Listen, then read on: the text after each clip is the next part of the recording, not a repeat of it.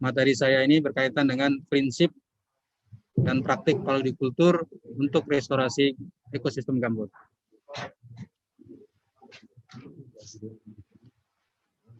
Sebelumnya Pak Nugroho sudah menyampaikan bahwa gambut, ya, gambut itu terbentuk dari bahan organik, ya. Tetapi prosesnya sangat lama, ya, ribuan tahun, ya, dalam kondisi yang tergenang, ya, awalnya, sehingga proses pelapukannya itu jauh lebih lambat dibandingkan dengan penambahan bahan organik yang dihasilkan oleh tumbuh-tumbuhan yang ikut berkembang bersama-sama dengan terbentuknya gambut itu sendiri. Jadi awalnya tumbuhan bawah, kemudian ada semak, kemudian ada pohon, masing-masing ini menghasilkan biomasa. Ya, ada berupa daun, ranting, sampai batangnya juga. Tapi mereka punya umur yang sudah ditentukan oleh Allah juga. Ada yang gugur, mati. Semua itu adalah biomasa atau bahan organik yang menjadi pembentuk dari gambut. Ya. Tetapi dengan adanya manusia yang membutuhkan lahan gambut juga, akhirnya banyak lahan-lahan gambut kita diusahakan. Yang tadinya basah, kemudian dikeringkan untuk mendukung pertumbuhan tanaman yang diusahakan. Sehingga pelapukan bahan organik tadi itu lebih cepat dari yang sebelumnya. Ya. Cara mengeringkan lahannya dibuat kanal, ya, kanal-kanal drainase. Yang ini menjadi salah satu pemicu kerusakan ekosistem gambut, ya, yang ada di suatu KHG tadi. Dampak yang pertama, karena bahan organik itu mengandung karbon, ya, maka proses pelapukan bahan organik itu akan menghasilkan emisi gas rumah kaca, ya. Tetapi yang paling besar di sini adalah karbon.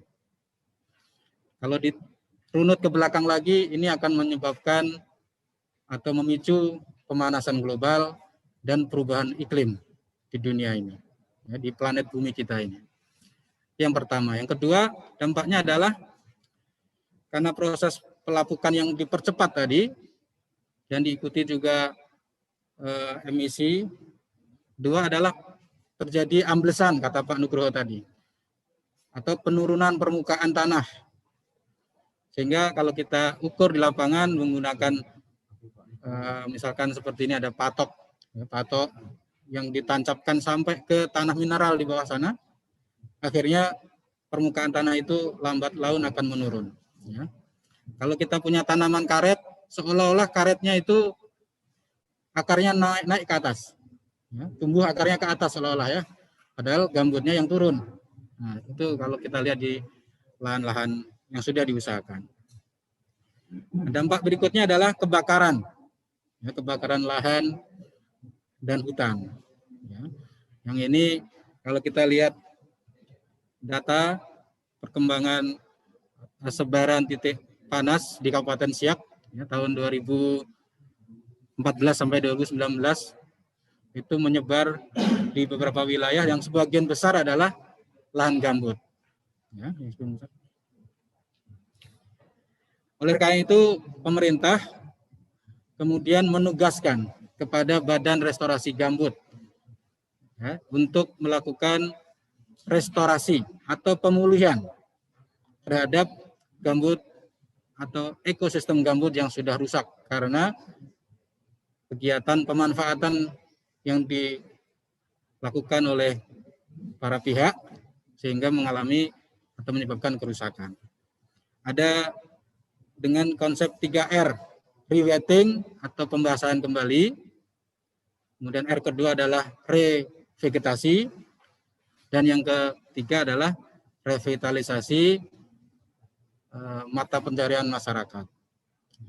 Saat ini kita bicara R yang kedua, yaitu revegetasi, di mana paludikultur itu adalah salah satu bentuk pemanfaatan lahan gambut yang diharapkan bisa membantu pemulihan ekosistem gambut, sekaligus juga membantu meningkatkan pendapatan masyarakat. Jadi ada usaha budidaya yang bisa membantu pemulihan ekosistem gambut, sekaligus juga meningkatkan pendapatan masyarakat. Apa itu paludikultur? Pak Nugroho tadi sudah memberikan clue. Ya, ada dua kata, palus dan kultur. Ya. Palus itu artinya rawa. Jadi paludikultur itu adalah budidaya di lahan rawa.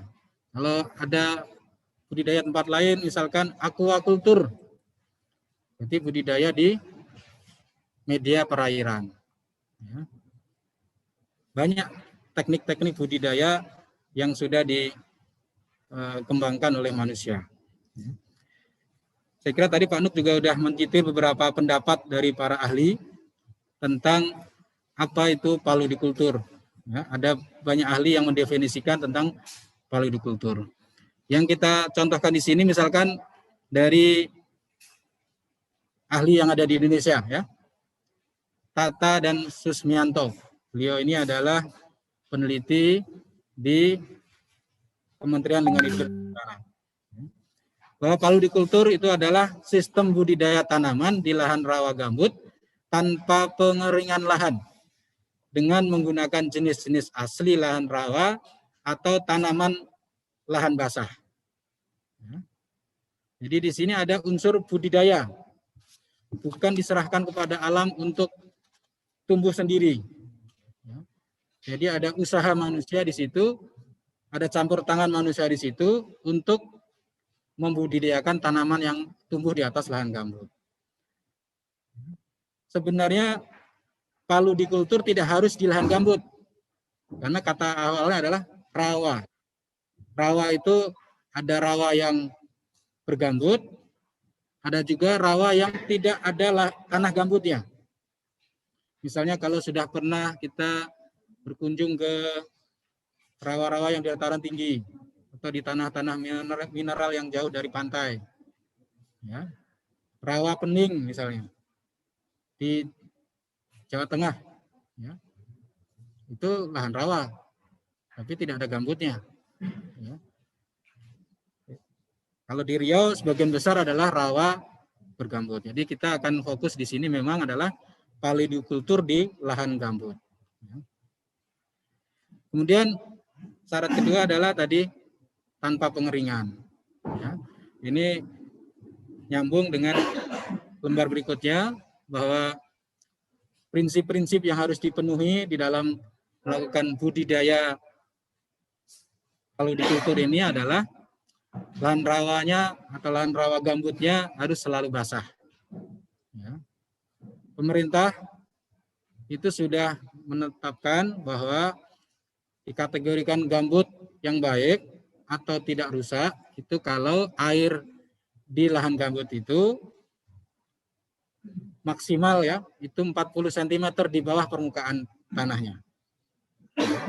Karena itu perusahaan yang mendapatkan izin dari pemerintah itu wajib menata airnya, ya, sehingga air tidak kering, maksimal adalah 40 cm di bawah permukaan tanah, khususnya pada titik-titik penaatan yang sudah ditetapkan oleh pemerintah.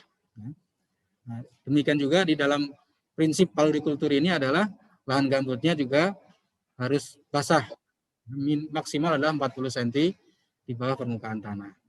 Kemudian yang kedua, menggunakan jenis tanaman adaptif di lahan basah. Ya. Tadi Pak Nugroho mencontohkan bagaimana kalau kelapa sawit, ya, bagaimana kalau akasia. Selama ini kita kenal jenis tanaman ini adalah membutuhkan perbaikan drainase. Yang tadinya gambutnya basah kemudian dibuat kering. Maka harus dibangun kanal-kanal. Ya. Yang ketiga, lingkungan harus pulih dan terjaga. Ya. Harapannya dengan pulihnya ini bisa memperbaiki, menghasilkan biomasa baru yang sebelumnya sudah terdekomposisi atau lapuk tadi, Pak. Ya. Yang berikutnya, produktivitas lahan juga meningkat.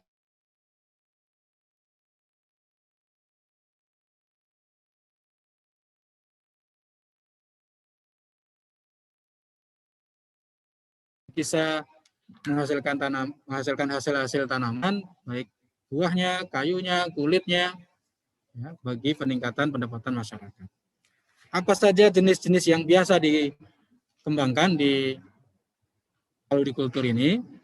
Ini ada beberapa kelompok komoditas, ya. Ada yang menghasilkan pangan, ya.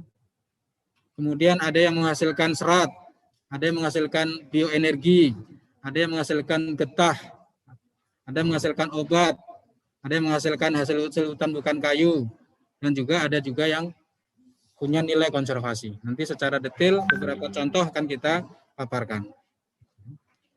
Tetapi ada juga tadi tanaman-tanaman lain, ya, yang bisa ditanam di bawah beberapa komoditas tadi. Kita anggap sebagai tanaman sela. Ya, ada padi-padian, ya, kemudian ada hortikultura, tanaman hortikultura, kemudian ada sayuran juga di situ, buah-buahan, gitu ya. Jadi selain kita menanam yang berkayu, tapi juga ada tanaman-tanaman sela di bawahnya. Ini contoh tanaman yang sudah kita temukan di Riau, khususnya di Kepulauan Meranti, Bengkalis, juga sedikit juga ada di Siak, khususnya di Kecamatan Sungai Apit. Ya. Masyarakat mengenalnya sebagai rumbia, tapi orang Indonesia pada umumnya menyebutnya sagu. Ya. Rumbia itu batang pohonnya, sagu itu kalau sudah diolah jadi pati. Ya, maka orang lebih mengenalnya sebagai sagu. Ya. Tanaman ini adaptif di lahan gambut, tidak membutuhkan pengeringan, ya, tanpa harus buat parit-parit, kanal-kanal seperti yang dilakukan untuk menanam kelapa sawit. Padahal ini sama-sama pohon palem juga, seperti tanaman kelapa sawit, tapi sagu ini tidak membutuhkan pengeringan lahan. Ya. Jadi tanaman ini sudah lama dikembangkan oleh masyarakat di Kepulauan Meranti, termasuk Bengkalis dan sebagian Siak, ya, dan sudah mendapatkan varietas yang unggul dari Kabupaten Kepulauan Meranti. Kemudian ada jelutung, ya. Ini menghasilkan latek atau getah. Ya. Beberapa penelitian yang sudah dilakukan oleh Balitbang LHK Palembang itu sudah mencatatkan produktivitas yang cukup tinggi, ya, pertumbuhannya bagus untuk menghasilkan latek, juga sekaligus menghasilkan biomasa untuk menyerap karbon, ya, yang menyimpan karbon. Kemudian ada meranti merah atau orang Sumatera Selatan menyebutnya belangeran. Ya. Kita di Riau mungkin menyebutnya meranti merah. Ya. Ini kayunya bagus, produktivitasnya cukup tinggi. Ya. Hasil penelitian di Ogan Komering Ilir di Sumatera Selatan yang dilakukan oleh Balitbang LHK Palembang, ini riapnya 2,25 cm per tahun, riap diameternya. Jadi ini cukup cepat tumbuh, Pak. Dan ini punya peluang untuk sebagai alternatif penghasil pulp and paper, ya, menggantikan akasia. Ya. Kemudian ramin. Ramin ini tumbuh alami di lahan gambut. Ya. Di perusahaan HPH yang ada di Riau dulu memproduksi ramin ini yang ada di Rokan Hilir. Ya. Tapi karena semakin lama semakin berkurang produktivitasnya, populasinya, maka ini masuk kategori appendix 2 CITES. Jadi kalau kita harus menjual kayu ini ke luar negeri, kita harus taat kepada peraturan dari CITES ini. Ya. Harus punya izin khusus. Ya. Kemudian ada bira-bira. Ya. Ini daunnya lebar, biasanya banyak ditemukan di pinggir-pinggir pantai yang bergambut. Ya. Tumbuhnya juga cepat. Umur panennya bisa 15 tahun. Ya. Kemudian ada selumar. Kalau orang Kepulauan Meranti menyebutnya selumo. Ya, selumo. Ya, ini kami punya beberapa demplot di Kepulauan Meranti. Memang punya pertumbuhan yang cepat. Bisa dipanen umur 10 tahun. Ya. Ditebang, biasanya digunakan untuk tiang di pelabuhan, ya, di dermaga-dermaga pelabuhan atau rumah-rumah panggung di pelabuhan, tahan terhadap hama yang ada di perairan lautan, ya, di perairan asin. Ya. Ini produktivitasnya cepat tumbuh juga. Kemudian ada geronggang. Ya. Ini juga cepat tumbuh, tajuknya lebar. Ya, kalau selumo bisa disisipkan di bawah kebun-kebun kelapa, kebun karet, karena tajuknya ringan. Nah, kalau geronggang ini cenderung memang susah disisipkan di tanaman yang lain, karena dia tajuknya lebar. Kemudian ada punak. Ya, punak ini kelas kayunya termasuk yang bagus, kualitas tinggi, mahal. Kalau di Jawa orang mengenal jati sebagai kayu yang mewah di Jawa. Nah, kayu mewahnya orang yang ada di lahan gambut punak, ya. Nah, ini semakin hari semakin susah mencari kayu ini. Ya.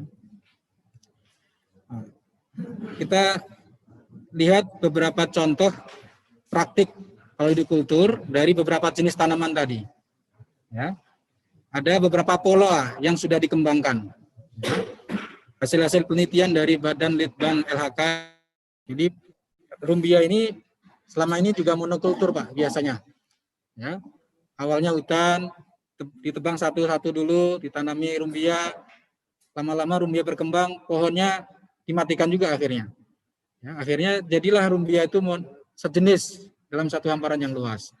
Tetapi kita biasanya mengenal batas kebun antara satu pemilik dengan pemilik yang lain. Tidak ada batas alami, tidak ada parit atau tidak ada galengan, ya, yang dibuat secara khusus seperti di lahan-lahan yang dikembangkan di persawahan atau di kebun kelapa sawit. Nah, di sini kita coba sisipkan tanaman kayu-kayuan sebagai tanaman batas antar kebun, mempertegas batas pemilikan antara satu orang dengan orang di sebelahnya. Ya.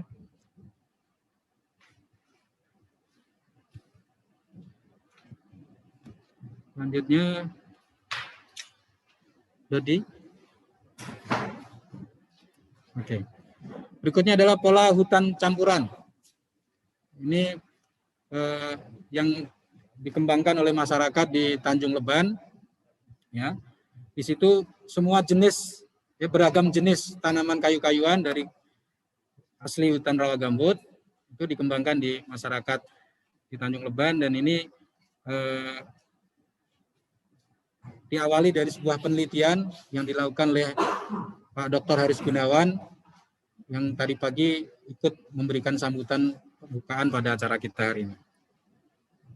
Nah, kemudian ada beberapa jenis tanaman lain yang memang masih bisa kita kembangkan di lahan gambut yang sudah terlanjur kering karena ada tanaman kelapa atau karet, ya, yang secara perlahan-lahan akan kita basahkan kembali.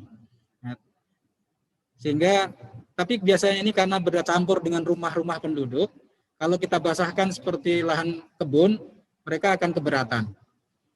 Tanahnya bisa kita anggap mendekati paludkultur, walaupun lahannya tidak harus basah seperti lahan gambut yang harusnya alami, gitu ya. Di sini ada kelapa yang bisa dicampur dengan kopi. Ya, di Kepulauan Meranti kita kenal ada kopi Liberica. Ya, ada juga di Jambi, ya, yang bisa dikembangkan di bawah kebun kelapa, dicampur dengan tanaman pinang. Bahkan Bisa juga kita kembangkan kelulut, lebah yang tidak bersengat. Ya, lebah tapi tidak bersengat. Orang Melayu menyebutnya kelulut, orang Jawa menyebutnya kelanceng, orang Minang menyebutnya galo-galo. Saya nggak tahu kalau orang Batak menyebutnya apa ya. Jadi ini bisa kita kombinasikan di bawah kebun kelapa ataupun pinang. Ya. Kemudian di bawah kebun karet yang sudah ada bisa kita tambahkan juga tanaman-tanaman kayu-kayuan yang memang harapannya itu bisa memulihkan ekosistem gambut yang sudah terlanjur rusak karena pembuatan kebun karet. Kebun karet ini lama-lama tua, kemudian tidak menghasilkan, dan dalam proses budidayanya juga sering membutuhkan drainase. Ya, tidak tahan genangan karet itu sebenarnya. Kemudian ada komoditas lain yang tadi ditanyakan, ada nenas. Ya. Tetapi nenas ini sebenarnya kalau ditanam dalam satu hamparan yang luas, monokultur, itu juga kurang baik sebagai contoh paludikultur. Tetapi ada sisi baiknya dari nanas ini adalah cepat menghasilkan. Prakaranya dangkal, sehingga kalau dibasahkan lahan itu, prakaranya tidak sampai ke dalam 40 cm. Ya, sehingga kalau kita kendalikan air di lahan itu 40 cm, masih bisa tumbuh nenas di atasnya. Tetapi kalau ini ditanam secara masif, luas, dalam suatu hamparan yang luas, lahan itu kan terpapar panas matahari terus, sehingga lahan gambutnya pun akhirnya rusak juga. Oleh karena itu, ini menjadi tanaman sela di antara tanaman kayu-kayuan yang lain, ya, yang sudah terlanjur ada atau yang mau dikembangkan baru di lahan yang tersebut. Demikian yang dapat kami sampaikan. Terima kasih atas perhatian Bapak Ibu semua. Saya kembalikan ke Pak Ahmad Muhammad.